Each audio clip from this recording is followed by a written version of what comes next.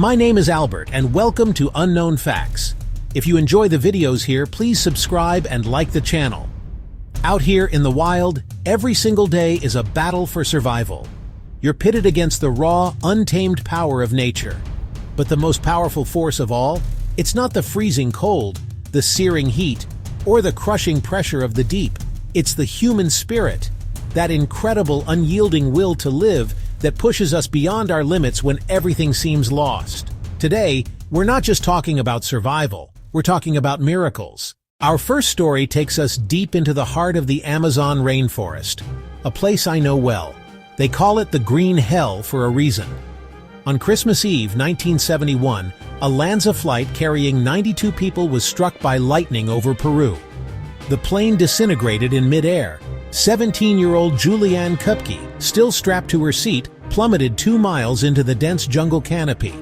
The fall itself is a miracle, but for Julianne, the ordeal had only just begun.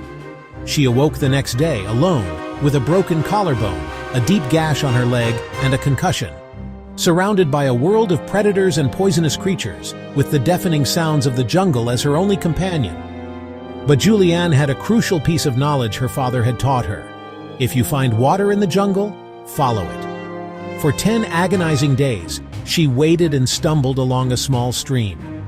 She was bitten raw by insects. Her wounds became infected and infested with maggots. She had no food, save for a small bag of candy she found in the wreckage.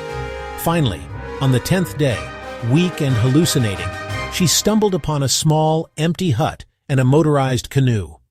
A group of local lumbermen found her and treated her wounds. Julianne Kupke didn't just fall from the sky, she walked out of hell.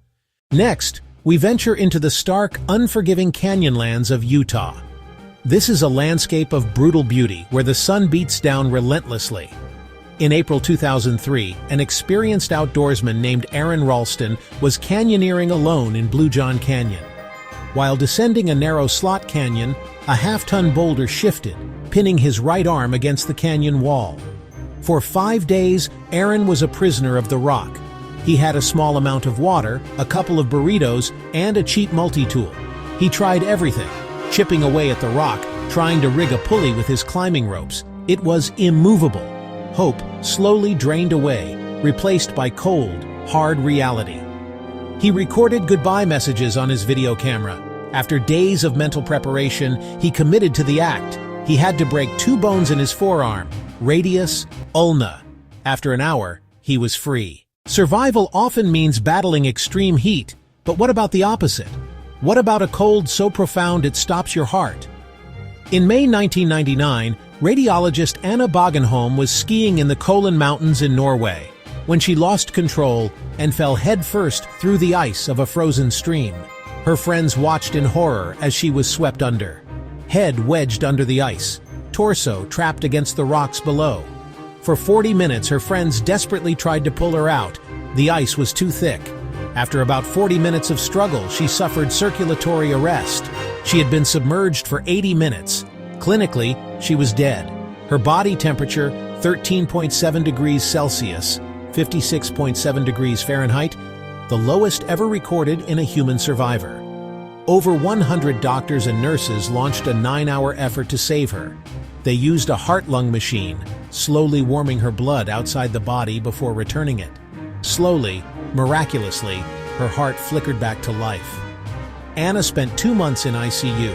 Her recovery was long and arduous, but she did recover and returned to work as a radiologist.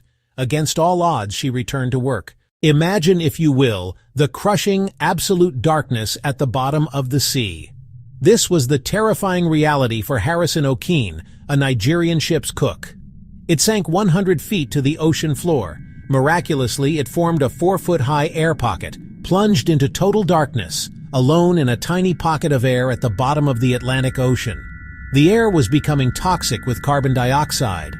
He was clad only in his boxer shorts. Using what little he found in the dark, he built a platform from a mattress to stay above rising water. For nearly 3 days, he sat in the pitch black, praying and trying to stay sane. He heard sea creatures, he believed some were sharks, feeding on the bodies outside his sanctuary. A team of saturation divers was sent down, not for rescue, but for recovery. A hand reached out and grabbed him. It was Harrison. He had survived 60 hours. They fitted him with a diving helmet and guided him into a decompression chamber. The Sahara Desert. It is, without a doubt, one of the most hostile environments on Earth. In 1994, an Italian police officer and pentathlete named Mauro Prosperi was competing in the Marathon of the Sands. On the fourth day, a violent 8-hour sandstorm descended, completely disorienting him and separating him from the other runners. He had a compass, a map, and a small amount of food and water, but in the shifting, featureless landscape of the Sahara, they were of little use. He survived by drinking his own urine and capturing bats in an abandoned shrine, drinking their blood and eating them raw. Believing his death was imminent, he wrote a farewell note and slit his wrists. The extreme dehydration had thickened his blood and clotted the wounds. He woke up the next morning weak but alive. He followed the flight paths of birds, a desperate gamble. After 9 days and nearly 200 miles off course, he stumbled upon a small oasis where a group of young Tuareg nomads found him. He had lost over 35 pounds, and his liver had nearly failed, but he was alive. He had been lost in the Sahara for 10 days. Mount Everest, the roof of the world. Above 8,000 meters in the death zone, your body is literally dying with every breath you take. In May 1996, a massive blizzard struck the mountain. One of the climbers was a Texan pathologist named Beck Weathers. Beck had recently undergone eye surgery and was struck with near-total blindness due to high-altitude effects. He collapsed in the snow, overcome by hypothermia, and fell into a coma. When other climbers found him, they declared him dead. He was left for dead not once, but twice. His face was black with frostbite. His limbs were frozen solid. But somewhere, deep inside that frozen shell, a flicker of life remained.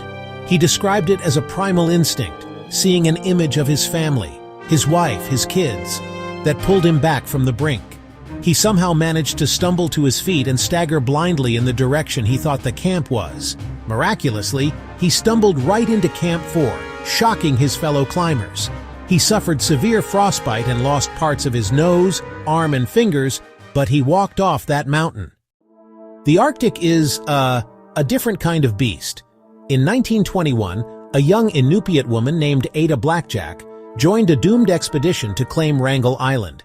She was hired as a seamstress and cook for 4 young, inexperienced male explorers. The expedition was a disaster from the start. When a relief ship failed to arrive, supplies ran low. The leader and 2 others set off for help and never returned. Ada was now completely alone with a dying man to care for. She had to learn to survive, and fast. She taught herself how to shoot a rifle, how to set traps for Arctic foxes, and how to spot and avoid polar bears. For 6 months, she cared for the abusive and demanding Lorne Knight until he finally died. For 2 more months, Ada was utterly alone, with only a cat for company.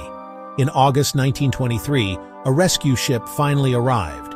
They found a tiny, resilient woman who had transformed from a timid seamstress into a master of Arctic survival. Ada Blackjack became the female Robinson Crusoe of the Arctic, a testament to the hidden strengths within us all. In mountaineering, there's a sacred bond between climbing partners. In 1985, Joe Simpson and Simon Yates were descending Ciula Grande in the Peruvian Andes. Simpson slipped and fell, shattering his right leg, the tibia driven up through his knee joint. Yates began lowering Simpson 300 feet at a time down the treacherous face using their 2 ropes tied together. The knot joining the ropes got stuck. Simpson went over a hidden cliff, dangling in midair while Yates was being slowly pulled off the mountain. He held on for over an hour, then made the agonizing decision to cut the rope. Simpson plummeted into the crevasse, shattered his leg, had no food or water, and was entombed in ice. Instead of waiting to die, he lowered himself deeper, found an opening, and for the next 3 days crawled and dragged his broken body for 6 miles across glacier and moraine fields. Just as he was about to give up, he heard a voice and crawled right into the edge of their base camp, one of the most epic tales of endurance. Survival isn't always about a single dramatic event. Meet Roy Sullivan, a U.S. park ranger in Shenandoah National Park. Roy holds a Guinness World Record that frankly no one in their right mind would ever want. He was struck by lightning 7 times. The first strike happened in 1942 in a lookout tower. The bolt exited through his leg, blowing a hole in his shoe. Over the next 35 years, lightning seemed to have a personal vendetta against him. Strikes while driving, in his front yard, at ranger stations while fishing. He suffered burns, hearing loss, and psychological trauma. People began to avoid him during storms. He even carried a can of water in case he caught fire. The strikes became part of his life. He was the human lightning rod. Was it bad luck or something about his body chemistry? No one knows for sure. Roy Sullivan's story is bizarre, almost comical if it weren't so terrifying. A 1 in a septillion chance ordeal. Our final story is, perhaps, the most mind-boggling of all. On January 26, 1972, Jet Yugoslav Airlines Flight 367 was flying at 33,330 feet when a bomb exploded in the baggage compartment. Vesna Vulovic, a 22-year-old flight attendant, plummeted for 3 minutes, trapped in a section of fuselage. She fell more than 6 miles. Investigators believe the section of fuselage with a food cart, luggage, and the body of another crew member cushioned her from the blast and G-forces. The fuselage landed at a perfect angle on a steep, heavily snow-covered mountainside. The thick snow and pine trees acted like a giant safety net. She was found by a local villager, a former World War II medic, who heard her screams and gave crucial first aid. Vesna was in a coma for 27 days. She had a fractured skull, crushed vertebrae, and broken legs. She eventually learned to walk again. Vesna holds the Guinness World Record for surviving the longest fall without a parachute. 10 people, 10 impossible situations, 10 victories against death. These stories teach us that our will to see another sunrise can push us to do the unthinkable.